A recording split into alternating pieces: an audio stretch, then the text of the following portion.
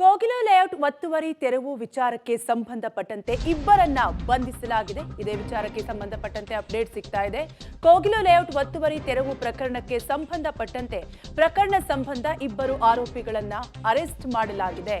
ಭೂ ಕಬಳಿಕೆಯಲ್ಲಿ ಭಾಗಿಯಾಗಿದ್ದ ವಸೀಂ ವಿಜಯ್ನನ್ನ ಅರೆಸ್ಟ್ ಮಾಡಲಾಗಿದ್ದು ಯಲಹಂಕ ಪೊಲೀಸ್ ಠಾಣೆಯಲ್ಲಿ ಕೇಸ್ ದಾಖಲಾಗಿದ್ದು ಇಬ್ಬರನ್ನ ಈಗ ಬಂಧಿಸಲಾಗಿದೆ. ಇಬ್ಬರನ್ನು ಕೋರ್ಟ್ಗೆ ಹಾಜರುಪಡಿಸಿ ಕಸ್ಟಡಿಗೆ ಪೊಲೀಸರು ಪಡೆದುಕೊಂಡಿದ್ದಾರೆ.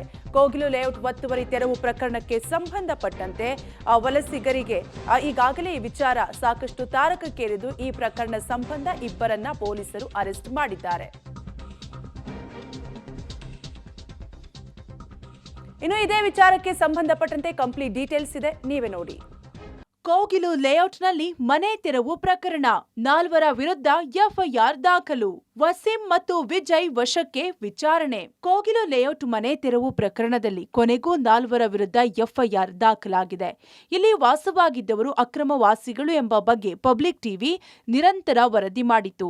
ಪಬ್ಲಿಕ್ ಟಿವಿ ವರದಿ ಬೆನ್ನಲ್ಲೇ ಹಣ ಪಡೆದು ಸರ್ಕಾರಿ ಜಾಗ ಕೊಟ್ಟವರ ಮೇಲೆ ಎಫ್ಐಆರ್ ದಾಖಲಾಗಿದೆ. ಸ್ಥಳೀಯರಿಂದ ಹಣ ಪಡೆದು ಮನೆ ನೀಡಿದ ಆರೋಪದಡಿ A1 Vijay, A2 Waseem, A3 ಮುನಿ ಅಂಜನಪ್ಪ, A4 ರಾಬಿನ್ ವಿರುದ್ಧ ಯಲಹಂಕ ಪೊಲೀಸ್ ಠಾಣೆಯಲ್ಲಿ ಎಫ್ಐಆರ್ ದಾಖಲಾಗಿದೆ. ಘನತ್ಯಾಜ್ಯ ನಿರ್ವಹಣಾ ನಿಗಮ ಅಧಿಕಾರಿ ಸಂತೋಷ್ ಕಡಾಡಿ ದೂರು ಆಧರಿಸಿ ಎಫ್ಐಆರ್ ದಾಖಲಾಗಿದ್ದು ನಿನ್ನೆ ಸಂಜೆಯೇ A1 ವಿಜಯ್, A2 ವಸೀಂನನ್ನ ವಶಕ್ಕೆ ಪಡೆಯಲಾಗಿದೆ. ಕೋಗಿಲು ಲೇಔಟ್ ನಿರಾಶ್ರಿತರಿಗೆ ಪುನರ್ವಸತಿ ಭಾಗ್ಯ, ದಾಖಲೆಗಳ ಪರಿಶೀಲನೆ, ನಾಳೆ ಸಿಗಲಿದೆಯಾ ಮನೆ? ಕೋಗಿಲು ಲೇಔಟ್ನಲ್ಲಿ ಅಕ್ರಮವಾಗಿ ನೆಲೆಸಿದ್ದವರನ್ನ ತೆರವು ಮಾಡಿದ್ದ ಸರ್ಕಾರ ಇದೀಗ ಹೈಕಮಾಂಡ್ಗೆ ತಲೆಬಾಗಿ ವಲಸಿಗರಿಗೆ ಗೃಹ ಭಾಗ್ಯ ಕಲ್ಪಿಸಲು ಮುಂದಾಗಿದೆ.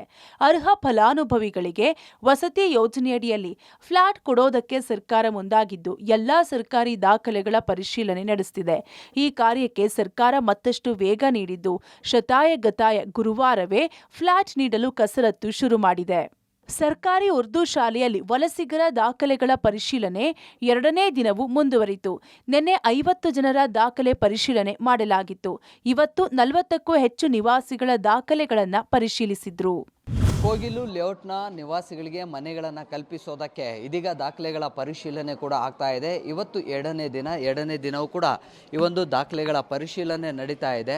ಈಗಾಗಲೇ ರಾಜೀವ್ ಗಾಂಧಿ ವಸತಿ ನಿಗಮದ ಅಧಿಕಾರಿಗಳು ಜೊತೆಗೆ ಕಂದಾಯ ಅಧಿಕಾರಿಗಳ ನೇತೃತ್ವದಲ್ಲಿ 2 ತಂಡಗಳನ್ನು ಮಾಡಿಕೊಂಡು ಇದೀಗ ದಾಖಲೆಗಳ ಪರಿಶೀಲನೆಯನ್ನು ಕೂಡ ಮಾಡಲಾಗ್ತಾ ಇದೆ.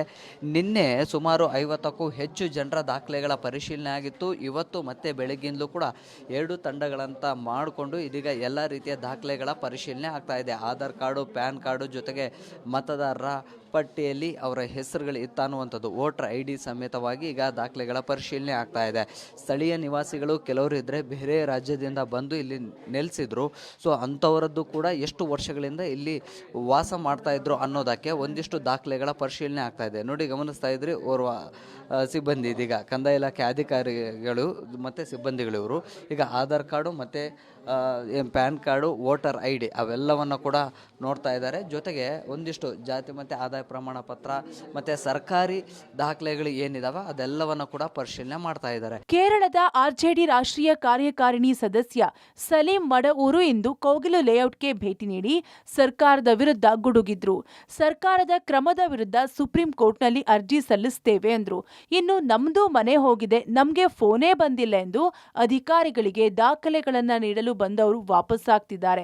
ನಮಗೂ ಫ್ಲಾಟ್ ಕೈ ತಪ್ಪಿದ್ರೆ ಹೇಗೆ ಅನ್ನೋ ಆತಂಕ ಕೆಲ ನಿವಾಸಿಗಳಿಗೂ ಶುರುವಾಗಿದೆ. ಇನ್ನು ವಸತಿ ಇಲಾಖೆಗೆ ಅರ್ಹರ ಪಟ್ಟಿಯೇ ರವಾನೆಯಾಗಿಲ್ಲ.